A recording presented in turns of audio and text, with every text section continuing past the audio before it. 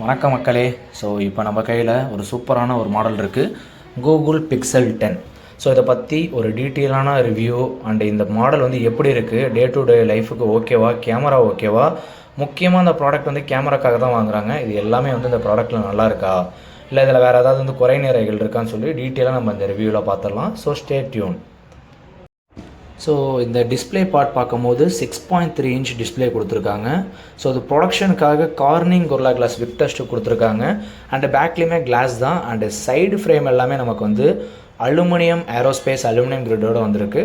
So பிடிக்கிறதுக்கு கையில் use பண்ணுறதுக்கு ஒரு சூப்பராக ஒரு காம்பேக்டான ஒரு சைஸில் ஒரு இன்ஹேண்ட் ஃபீல்டு வந்து இந்த ப்ராடக்ட்டுக்கு வந்து சூப்பராகவே இருக்குதுன்னு நம்ம சொல்லலாம். ஒரு அண்ட் செல்ஃபி கேமரான்னு பார்க்கும்போது 10.5 MP செல்ஃபி கேமரா கொடுத்துருக்காங்க. அண்ட் அபேக்சர் வேல்யூ 2.2 கொடுத்துருக்காங்க. ஸோ இந்த ஒரு கேமரா யூஸ் பண்ணி நம்ம 4Kல 30 FPS அண்ட் 60 FPS வரைக்குமே வீடியோ எடுத்துக்கலாம்.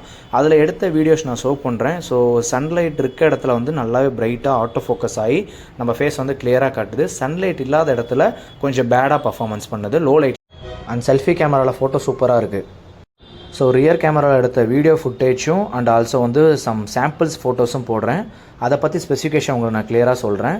ஸோ இப்போ நான் காட்டுற ஃபோட்டோஸ் வந்து 3xல் எடுத்த டெலிஃபோட்டோவில், அண்ட் இது வந்து நார்மல் ஃபோட்டோவில் 1xல் எடுத்தது.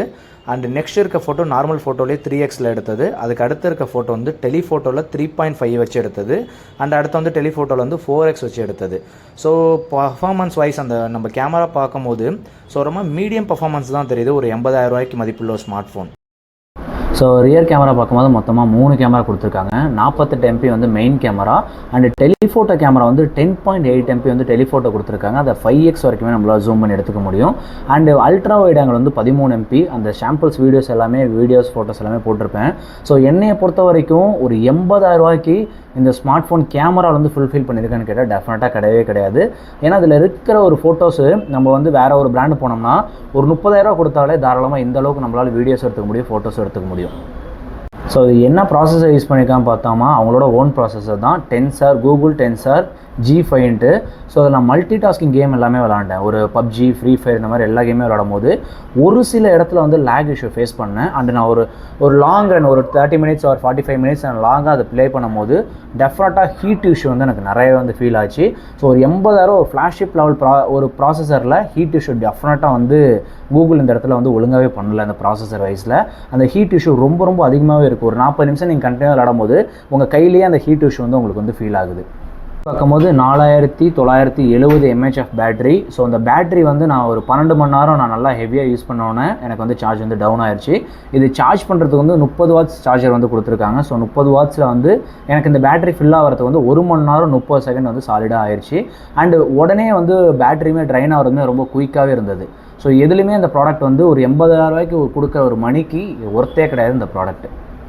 என்னை பொறுத்த வரைக்கும் ஒரு 80,000 ரூபா இருந்தால் மார்க்கெட்டில் வந்து wide range of smart phone இருக்குது. உதாரணத்துக்கு நம்ம இப்போ ஓப்போவில் வந்து ரெனோ 14 ப்ரோ இருக்குது 50,000 ரூபாவில். ஸோ இதோட வந்து கேமரா நல்லாயிருக்கும், பர்ஃபார்மன்ஸ் நல்லாயிருக்கும், பேட்டரி நல்லாயிருக்கும், இதோட உங்களுக்கு வந்து ஸ்டைலிஷாகவும் இருக்கும். ஸோ ஒரே ஒரு கன்சர்ன் மட்டும் தான், ஒரு வந்து எனக்கு ரொம்ப குட்டியான ஸ்மார்ட் ஃபோன் வேணும், ஒரு 6.3 இன்ச்சில் வேணும், காம்பேக்டாக இருக்கும்னா நீங்கள் வாங்கிக்கலாம். பட் ஆனால் ஃப்ளாஷிப் லெவல் இருக்க எந்த ஒரு இதுவுமே வந்து ஒரு கோலை வந்து ஃபுல்ஃபில் பண்ணவே கிடையாது. ஸோ என்னோட விருப்பம், நான் இந்த ப்ராடக்ட் கொடுக்குற ரேட்டிங் வந்து 10க்கு 6 தான் தருவேன். பிகாஸ் எல்லா பார்ட்டுமே வந்து லேகாக மட்டும் இருக்குது. ஒன்லி இதில் எனக்கு பிடிச்ச விஷயம் அதோட டிஸ்பிளே அண்ட் அதில் கொடுத்துருக்க காம்பேக்ட் சைஸ் மட்டும்தான். ஓகே, ஸோ சப்ஸ்கிரைப் பண்ணுங்கள், ஃபாலோ பண்ணுங்கள், உங்கள் ஃப்ரெண்ட்ஸ் அண்ட் ஃபேமிலிக்கு வந்து ஷேர் பண்ணுங்கள். ஸோ எங்கள் சேனல் வந்து சப்ஸ்கிரைப் பண்ணுங்கள். இந்த மாதிரி நிறையா நியூ ப்ராடக்ட்ஸ் வந்து அன்பாக்சிங் வந்து உங்களுக்கு அப் டு டேட் வந்து வந்துகிட்டே இருக்கும். தேங்க்யூ.